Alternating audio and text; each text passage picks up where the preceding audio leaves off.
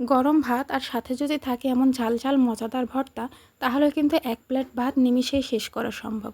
চলুন আপনাদের সাথে আজ একটি মজাদার ভর্তা শেয়ার করা যাক। আজ আমি টাকি মাছের একটি সহজ ভর্তা রেসিপি শেয়ার করব। এটা খেতে যেমন মজাদার, বানানোও তত সহজ।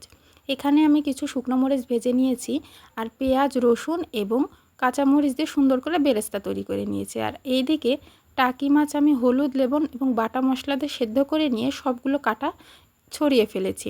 কাঁটাগুলো থাকলে পারা ভর্তাটা খেতে একটু বিরক্তিকর লাগে, সেজন্য আমি সবগুলো কাঁটা বেছে নিয়েছি।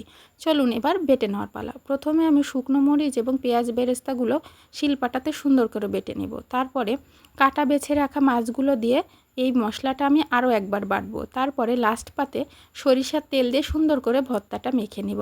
এই যে সহজভাবে তৈরি হয়ে গেলে মজাদার টাকি মাছের ভর্তা। এটা কিন্তু খেতে বেশ মজাদার ছিল। আপনারা বাসায় ট্রাই করবেন এবং ভালো লাগলে অবশ্যই কমেন্টে জানাবেন। ধন্যবাদ।